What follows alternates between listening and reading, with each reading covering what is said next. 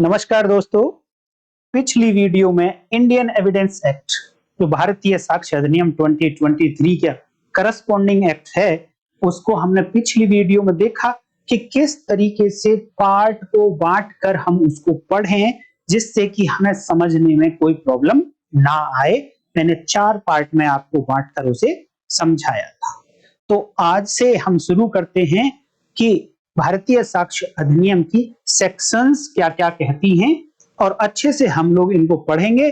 तो आप लोग अगर नए हैं तो चैनल को सब्सक्राइब कर लीजिए और नोटिफिकेशन को ऑल पर हिट करके रखिए। इंडियन एविडेंस एक्ट मैं बहुत ज्यादा तो नहीं कहूंगा, बट इतना जरूर कहूंगा कि आप और चैनल से अच्छा यहां पर आप समझेंगे। मैं ऐसा प्रॉमिस आज आप लोगों से कर रहा हूं, तो इसलिए आप चैनल को सब्सक्राइब करके आप रखिएगा। देखिए, विद एग्जांपल्स आपको समझाया जाएगा जिससे कि यहाँ जो टफ कॉन्सेप्ट हैं भारतीय साक्ष्य अधिनियम के, जो आपको कंफ्यूज करते हैं, समझ नहीं आते हैं, उनको एग्जाम्पल के साथ जब समझाया जाएगा तो बहुत आसानी से आप समझ जाएंगे। जनरली सब लोग भारतीय साक्ष्य अधिनियम 2023 को सेक्शन नंबर 1 से पढ़ाना शुरू कर रहे हैं। मैं थोड़ा उल्टा करूंगा दोस्तों कि आज की वीडियो में मैं सबसे लास्ट सेक्शन आपको सबसे पहले पढ़ाऊंगा। उसके पीछे का रीजन है कि आप सारी सेक्शन जान भी जाइए और 3 महीने में सारे के सारा भारतीय साक्ष्य अधिनियम आप जान भी गए और 3 महीने के अंदर जो भी प्रोसीडिंग्स हुई उनमें आपने ठीक से उसको अप्लाई भी किया। लेकिन लास्ट सेक्शन तक पहुंचते पहुंचते जो 3 महीने का पीरियड लगा, तो आप पाएंगे कि काश मैंने लास्ट सेक्शन सबसे पहले पढ़ी होती तो इस 3 महीने में जो भी आपने आंसर्स दिए या प्रैक्टिस में जहां भी भारतीय साक्ष्य अधिनियम आपने अप्लाई किया, तो आपको ऐसा लगेगा कि मैंने कुछ गलतियां कर दी कि अगर लास्ट सेक्शन को सबसे पहले पढ़ लेता और फिर बाकी सेक्शंस को पढ़ता तो आपके रिजल्ट्स कुछ अलग ही होते। तो लास्ट सेक्शन को इसीलिए मैंने डिसाइड किया है कि आप लोगों को विद एग्जांपल सबसे पहले पढ़ाऊंगा। ब्रीफ देखिए क्या कहता है भारतीय साक्ष्य अधिनियम 2023। मैंने ब्रीफ पहले भी बताया है, इसमें टोटल चैप्टर कितने होंगे।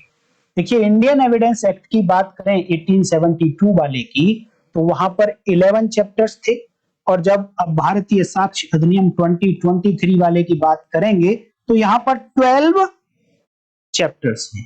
इट मींस एक चैप्टर एक्स्ट्रा हो गया है। इसके अंदर बहुत ज्यादा चेंजेस नहीं आए हैं। एक चैप्टर कैसे बढ़ गया?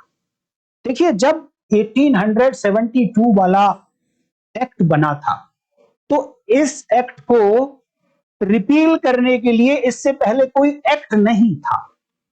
अगर इससे पहले कोई एक और एक्ट होता लॉ ऑफ एविडेंस पर, तो ये एक्ट रिपील करता, उसको कुछ सेविंग्स रखता। लास्ट सेक्शंस बनाई जाती है रिपील एंड सेविंग्स की, लेकिन इस एक्ट को कोई जरूरत नहीं थी किसी भी एक्ट को रिपील करने की, क्योंकि इससे पहले कोई एक्ट था ही नहीं।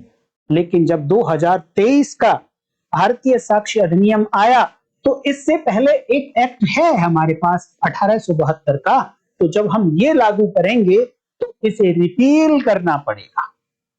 तो इसे रिपील करने के लिए एक नया चैप्टर ऐड किया गया, चैप्टर नंबर 12। इसलिए यहां पर एक चैप्टर एक्स्ट्रा हो जाता है। टोटल नंबर ऑफ चैप्टर्स हो जाते हैं भारतीय साक्ष्य अधिनियम में 12। तो जो 12th चैप्टर है इसका नाम है रिपील्स एंड सेविंग्स। हिंदी में बात करें तो निरसन एंड व्यावृत्तियां। 2 वर्ड से मिलकर बना है इस चैप्टर का नाम रिपील्स एंड सेविंग्स। और केवल एक ही सेक्शन है इस चैप्टर में, और वो है 170, लास्ट सेक्शन भारतीय साक्ष्य अधिनियम की केवल एक सेक्शन है। तो ये बात हुई चैप्टर्स के रिगार्डिंग कि दोनों में चैप्टर्स का क्या कंपैरिजन होगा।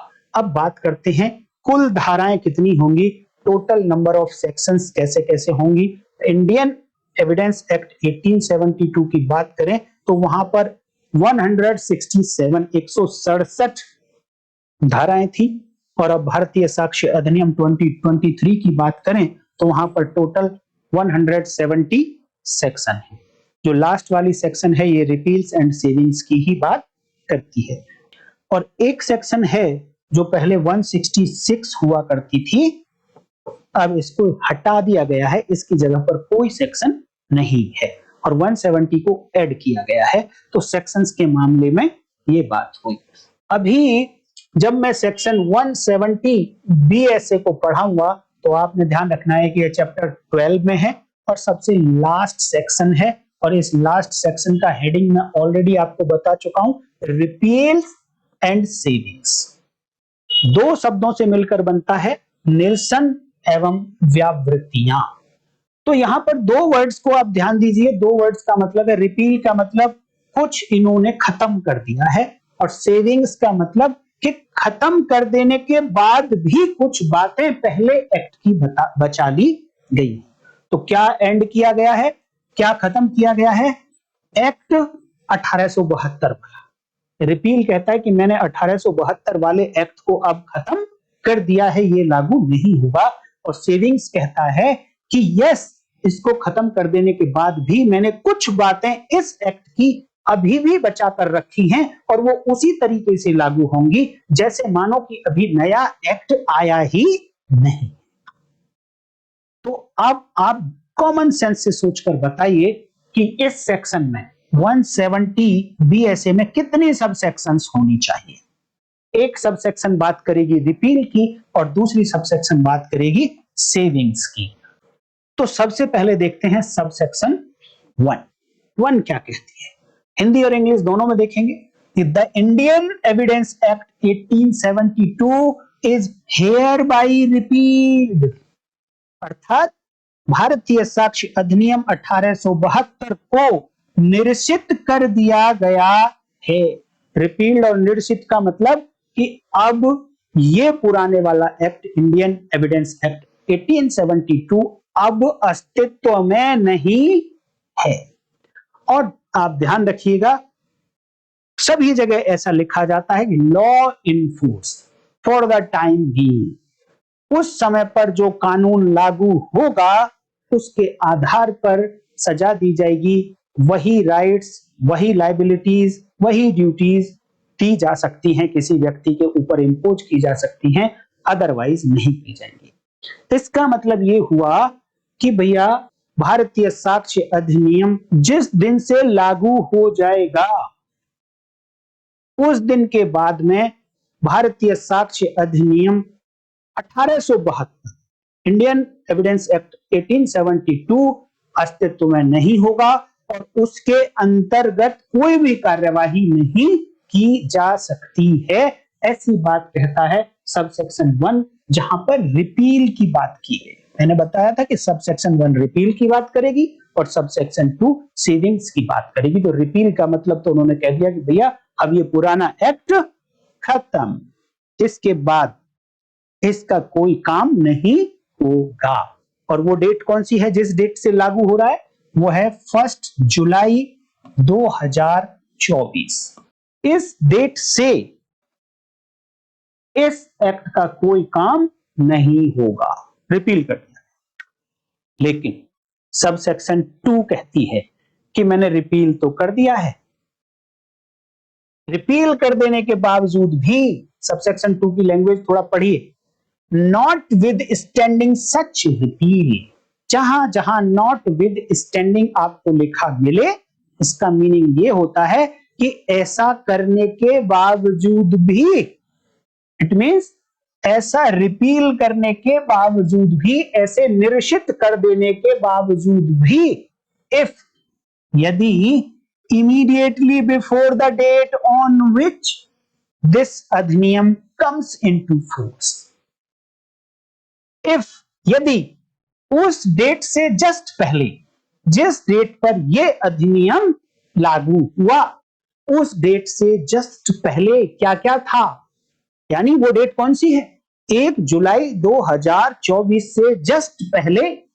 इसका मतलब 30 जून 2024 की रात को 11:59 तक अगर कोई क्या क्या चीजें, there is any application, there is any trial, there is any inquiry, there is any investigation, there is any proceeding, there is any appeal pending. अगर इन 6 बातों में से कुछ भी 1 जुलाई 2024 से जस्ट पहले पेंडिंग था, अभी लंबित पड़ा हुआ था मामला, इन 6 में से अगर कुछ भी है, कोई प्रार्थना पत्र, कोई ट्रायल विचारण, कोई इंक्वायरी या जांच, इन्वेस्टिगेशन, अन्वेषण या कोई और कार्यवाही, अपील, अगर ये पेंडिंग थी इस डेट से पहले, तो क्या होगा? वो कहता है कि ऐसा रिपील होने के बावजूद भी अगर ये 6 बातों में से कुछ भी एक बात इस डेट से जस्ट पहले पेंडिंग थी, तो ऐसी एप्लीकेशन, ऐसा ट्रायल, ऐसी इंक्वायरी, ऐसा इन्वेस्टिगेशन, ऐसी प्रोसीडिंग्स और ऐसी appeal shall be dealt with under the provisions of Indian Evidence Act 1872 as in force immediately before such commencement. क्या बात कही उन्होंने कि भैया कि अगर ऐसी एप्लीकेशन, ट्रायल और इंक्वायरी 1 जुलाई 2024 से पहले पेंडिंग थी, तो फिर इन सब का निपटारा कैसे किया जाएगा? इन सब का निपटारा इंडियन एविडेंस एक्ट 1872 के आधार पर ही किया जाएगा, और ऐसे किया जाएगा एज इफ दिस अधिनियम had not come into force. ऐसे मान के किया जाएगा कि जैसे मानो नया अधिनियम अभी तक लागू नहीं हुआ है। इसका मतलब सब सेक्शन 1 में यह कह देने के बावजूद कि इंडियन एविडेंस एक्ट 1872 हमने बिल्कुल खत्म कर दिया है, अब उसका अस्तित्व नहीं है, इवन देन उसके बावजूद भी अगर 1 जुलाई 2024 से पहले इन 6 बातों में से कुछ भी बात क्या थी? पेंडिंग थी, लंबित थी, तो उसका निपटारा पुराने एक्ट के आधार पर ही किया जाएगा, नए एक्ट के आधार पर नहीं किया जाएगा। एक एग्जांपल देता हूं आपको, और एग्जांपल इतना इंपॉर्टेंट है कि अगर आप प्रैक्टिस में हैं तो बहुत ही ज्यादा इफेक्ट आपकी प्रैक्टिस पे डालेगा, और अगर आप स्टूडेंट हैं, जुडिशियल एस्पिरेंट हैं, तो आपको ये बात बहुत जरूर जाननी चाहिए। सेक्शन देखिए 133 इंडियन एविडेंस एक्ट 1872। तो भैया ये जो धारा है 1872 वाले कानून की, इसकी जगह पे कोई नई धारा आई होगी, और वो है 138 भारतीय साक्ष्य अधिनियम 2023। 1 जुलाई 2024 से पहले ये धारा लागू होती थी, और अब 1 जुलाई 2024 के बाद धारा लागू होगी 138। तो भाई ध्यान देना कि इस धारा से जब ये धारा 138 बनी तो इसमें कुछ बदलाव किया गया है, परिवर्तन किया गया है। सेक्शन 133 इंडियन एविडेंस एक्ट कहती क्या है? बहुत इंपॉर्टेंट सेक्शन है। हेडिंग है अकम्प्लिस, हिंदी में बात करें तो इसको कहते हैं सह अपराधी, को एक्यूज, अकम्प्लिस के बारे में बताया। और ध्यान रखना ये सेक्शन उस पार्ट में आती है, जब मैंने 4 पार्ट आपको बताए थे पिछली वीडियो में, तो कौन से पार्ट में आती है ये सेक्शन? फिटनेस कौन होगा और उसका एग्जामिनेशन कैसे होगा। लास्ट पार्ट मिसलेनियस से जस्ट पहले वाले पार्ट में मैंने आपको ये बताया। तो यहां बताया गया है an accomplice shall be a competent witness. जो सह अपराधी होगा वो एक कॉम्पिटेंट विटनेस होगा, बिल्कुल सही गवाह होगा। ऐसा नहीं कह सकते कि एक एक्यूज गवाह नहीं हो सकता उस केस में जिस केस में वो एक्यूज है, अपराधी भी उस केस में गवाह हो सकता है। किसके अगेंस्ट हो सकता है? Against an accused person. उसी केस में अपराधी होने के साथ साथ ये एक अपराधी उसी केस के दूसरे अपराधी के अगेंस्ट गवाह हो सकता है। ये बात कही गई 133 इंडियन एविडेंस एक्ट 1872 में। इस सेक्शन में दो पार्ट हैं 133 इंडियन एविडेंस एक्ट में। तो पहला पार्ट तो ये हुआ, यहां आप समझ गए होंगे कि कंपिटेंट विटनेस हो सकता है एक सह अपराधी, एक एक्यूज। ये क्वेश्चन पूछा जा सकता है आपसे एग्जाम में, आप ध्यान रखिएगा। और दूसरा पार्ट क्या कहता है, ये है इंपॉर्टेंट, जहां पर चेंज भी आया है। और अगर आपने इस लास्ट सेक्शन को नहीं समझा तो आप बहुत बड़ी बात मिस कर जाएंगे। दूसरा पार्ट कहता है and conviction is not illegal. एक एक्यूज पर्सन दूसरे एक्यूज पर्सन के विरुद्ध में गवाह था, और अगला पार्ट कहता है कि अगर जिसके विरुद्ध में ये गवाह था उसको सजा कर दी गई है तो वो सजा इज नॉट इलीगल, वो गैर कानूनी नहीं मानी जाएगी सजा, merely because it proceed upon the uncorroborated testimony of accomplice। तो यहां पर क्या बेसिक बात है, एक एक्यूज अकेले की गवाही दूसरे एक्यूज के अगेंस्ट, साथ में कोई कोरोबोरेशन नहीं है, साथ में कोई सपोर्ट नहीं है, कोई सहायता नहीं मिल रही है किसी दूसरी एविडेंस की, फिर भी कन्विक्शन कर दी गई है, तो ये कहा गया कि वो कन्विक्शन इलीगल नहीं होगी। ये बात करती है 133 इंडियन एविडेंस एक्ट 1872। अब देखते हैं कि अब जो इसकी जगह पर नई सेक्शन आई जो 1 जुलाई 2024 से लागू हो गई है, वो क्या है? तो सेक्शन 138 बी ऐसे भारतीय साक्ष्य अधिनियम 2023। पहला पार्ट, दो पार्ट थे उसमें भी, इसमें भी दो पार्ट है, और पहले पार्ट में कोई चेंज नहीं आया है। An accomplice shall be a competent witness against an accused person. एक सह अपराधी दूसरे अपराधी के अगेंस्ट गवाह हो सकता है, कंपिटेंट गवाह हो सकता है, कोई परिवर्तन नहीं।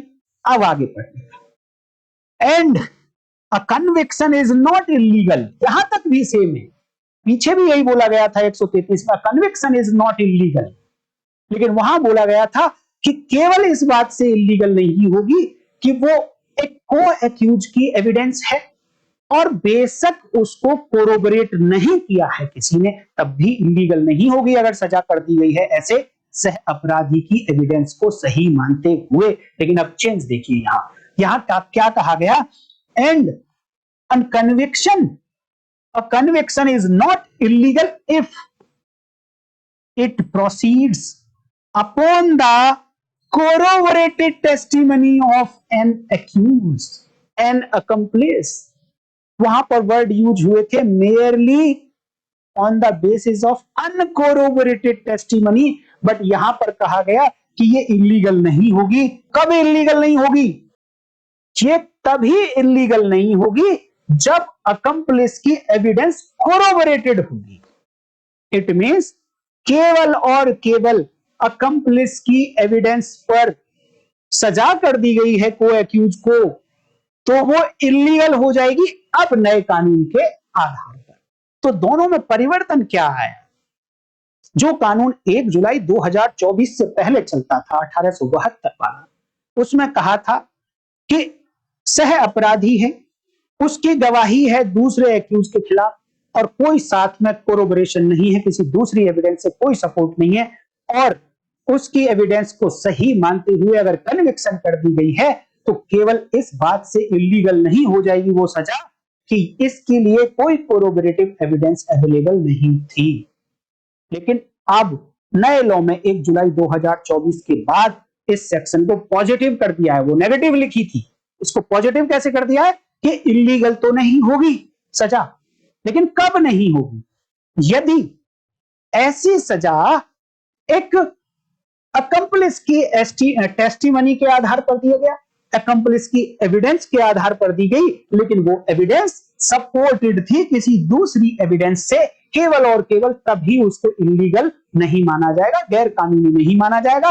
और अगर पहले की तरह थी, अनसपोर्टेड थी, तो फिर उसको इलीगल मान लिया जाएगा। अब क्वेश्चन ये है, 1 जुलाई 2024 से पहले ट्रायल पेंडिंग था और अब वो 1 जुलाई 2024 के बाद कंटिन्यू कर रहा है, और सजा 1 जुलाई 2024 के बाद दी गई है, और अकम्प्लिस की एविडेंस के आधार पर दी गई है, सह अपराधी के एविडेंस के आधार पर दी गई है, और केवल सह अपराधी की एविडेंस के आधार पर दी गई है, पुराने कानून को मानते हुए। तो क्या ऐसी सजा आज की डेट में लीगल होगी या इलीगल होगी? भैया कानून ये कहता है कि अगर ट्रायल पेंडिंग था 1 जुलाई 2024 से पहले, तो उसको कैसे डील किया जाएगा?